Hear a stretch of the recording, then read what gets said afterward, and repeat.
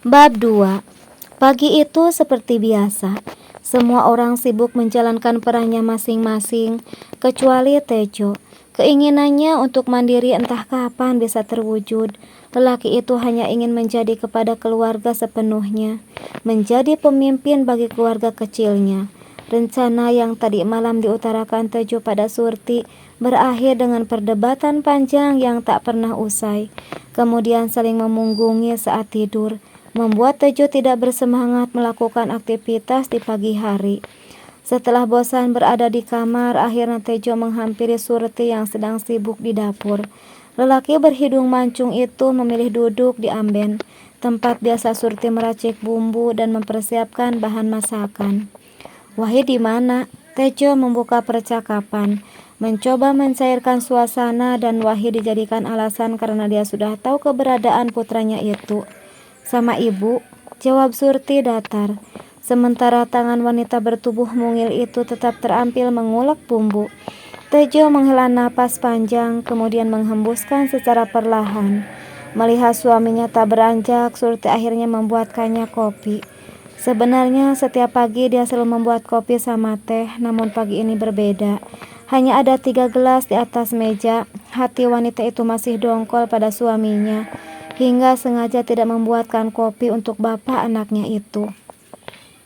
"Ini kopinya," ucap Surti sambil meletakkan segelas kopi di depan suaminya. Nada suaranya tetap sama, terdengar datar di telinga Tejo. "Makasih ya, Dek," sahut Tejo. Lelaki itu mencoba mencairkan kebekuan di antara mereka yang tercipta sejak semalam. "Maafkan Surti ya, Mas," ucap Surti tiba-tiba. Kemudian wanita berparas ayu itu ikut duduk di amben. Sebenarnya Surti tak bisa berlama-lama mendiamkan suaminya. Begitu juga sebaliknya, keduanya merasa ada yang kurang jika tak melihat senyum di wajah pasangannya. Surti menatap suaminya yang tengah menuang kopi ke lepek.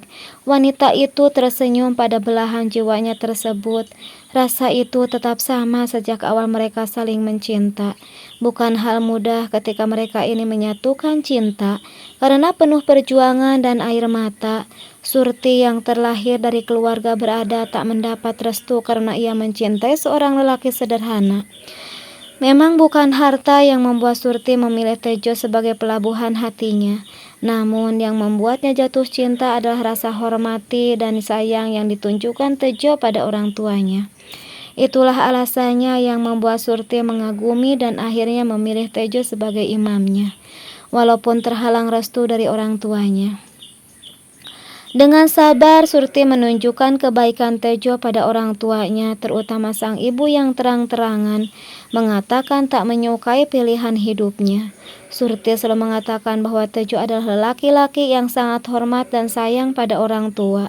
Menurut Surti, jika seorang lelaki sangat menghormati orang tuanya, maka dia juga akan menghormati dan menyayangi istrinya.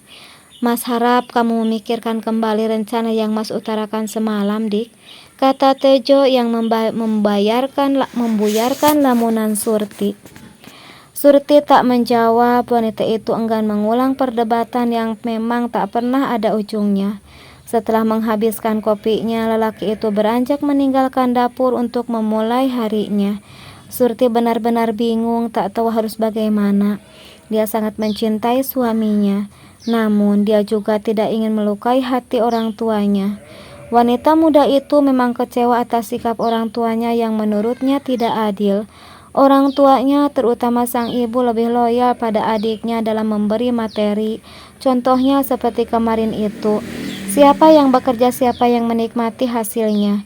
Jika mengingat hal itu, ingin rasanya Surti menuruti keinginan suaminya, hidup mandiri dengan keluarga kecilnya. Selama ini Surti tidak pernah merasakan kekurangan. Kebutuhan makan sudah tercukupi dengan hasil panen. Namun Surti juga ingin merasakan bagaimana rasanya mengelola dan menikmati uang sendiri. Hari ini matahari sungguh terik. Tejo memilih istirahat sebentar setelah sedari tadi mencangkul. Biasanya saat istirahat seperti itu, Tejo akan berbincang dengan tetangga sawah yang kebetulan sedang melakukan hal yang sama. "Kali ini panenmu bagus, Jo," Lelaki yang sudah sepuh itu mengeluarkan rokok dari topi yang dikenakannya. "Iya, Le, alhamdulillah," sahut Tejo yang sebenarnya malas untuk membahas harta yang bukan miliknya. "Kemarin pas aku ke ladang, jagungmu juga bagus, bakalan untung banyak kamu, Jo."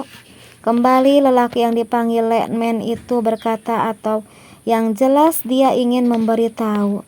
Tejo menghela napas, semua orang pasti mengira bahwa sangat beruntung menjadi dirinya. Hidupnya makmur, tak kekurangan apapun. "Iya, Le, alhamdulillah." Hanya itu yang mampu diucapkan Tejo. Setelah ngobrol basa-basi, mereka kembali melakukan kegiatan masing-masing. Tak ada yang menyangka kalau sebenarnya Tejo tak pernah benar-benar merasakan hasil panen dari sawah dan ladang yang dia kelola. Tejo dan Surti hendak berkunjung ke rumah orang tua Tejo dengan tujuan untuk berunding tentang keinginan mereka yang hendak hidup mandiri. Rencananya Tejo akan membangun rumah di kebun belakang rumah orang tuanya. Dia dan Surti berharap agar orang tua dan adiknya mengizinkannya. Mak Dami memberikan sekarung beras dan hasil kebun lainnya untuk keluarga Tejo yang tinggal di kecamatan sebelah. "Sampaikan salam untuk orang tuamu ya, Jo," pesannya setelah sang menantu menghidupkan mesin motornya. "Iya, Bu," sahut Tejo sambil mengangguk. "Hati-hati," imbuh Mak Dami lagi sambil melambaikan tangannya. Kebanyakan orang tua atau mertua memang seperti itu. Pada dasarnya mereka semua baik, walaupun kadang-kadang mereka terlihat buruk di mata kita. Maka berprasangka baik aja kita pada mereka semua, baik ibu kandung atau ibu mertua. "Surti menginap di rumah mertuanya tak, Mak?" tanya lelaki baya tapi masih terlihat tampan itu. "Iya, Pak, besok mereka balik," sahut Mak Dami tanpa menoleh pada suaminya. Wanita yang selalu memakai kupluk itu serius menatap ke layar televisi. "Sepi ya kalau nggak ada Wahid," keluhnya sambil membaringkan badan di amben yang berada di belakang Mak Dami. Hanya itu yang keluar dari bibir wanita paruh baya tersebut. Sinetron kesukaan Mak Dami sudah selesai. Wanita itu menggerutu mengomentari tokoh dalam cerita yang ditontonnya tadi. Perlahan dia bangkit lalu melangkah ke kamar tanpa membangunkan suaminya yang sudah terlelap.